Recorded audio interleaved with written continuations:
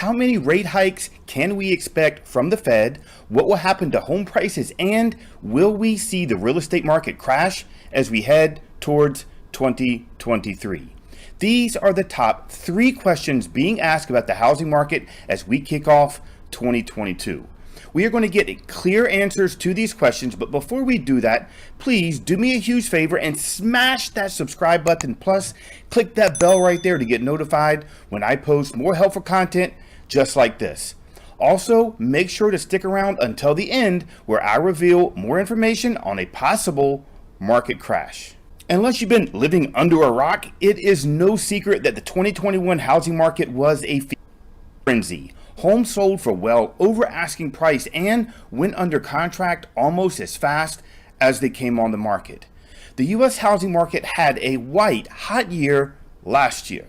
Home sales are on track to reach the highest levels in 15 years, with an estimated 6 million homes being sold in 2021. And according to Forbes, the housing market has been breaking new records across multiple fronts throughout 2021, leaving home shoppers wondering if they should buy now or wait in the hope that more homes become available and at more affordable prices in 2022. So far, home price appreciation is up year over year by 18.5% in the third quarter.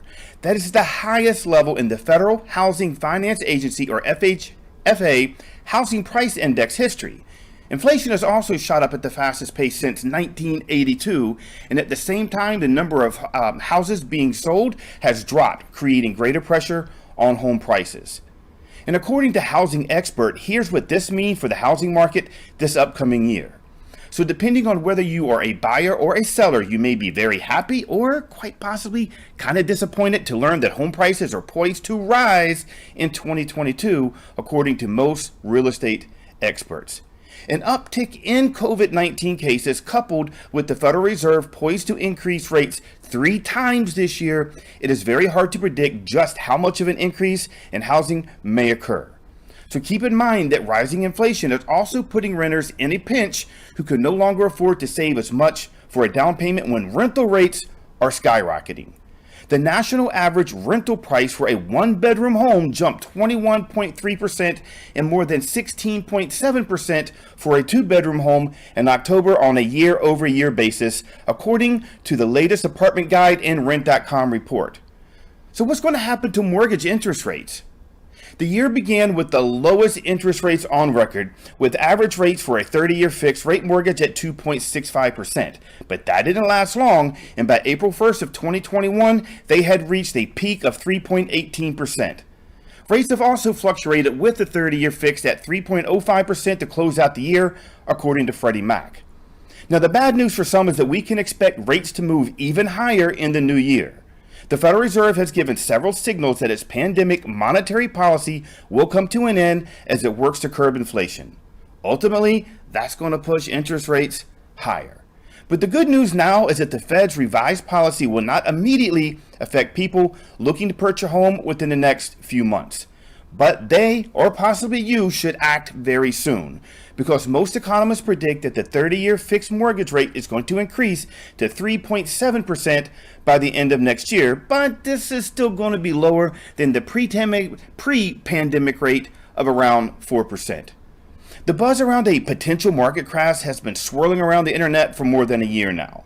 Now, while there has been an increase in foreclosures, the third quarter of 2021, this was a result of more and more homeowners being impacted by the lifting of the foreclosure moratoriums. See, September foreclosure actions were almost 70% lower than they were prior to the COVID-19 pandemic in September of 2019. And Q3 foreclosure activity was 60% lower than the same quarter that year. Even with similar increases in foreclosure over the next few months, we're going to end up seeing the year significantly below what we would see in a normal housing market. Because of the housing shortage, these foreclosed homes are being snatched up quickly by savvy investors. And additionally, unlike 2008 to 2010, the current housing market is strong, and the bad loans that caused the previous market crash are no longer available. So if you or someone you know is looking to purchase or refinance a home, do us both a favor and connect us together. Also, don't forget to subscribe and click the notifications button. See you next time.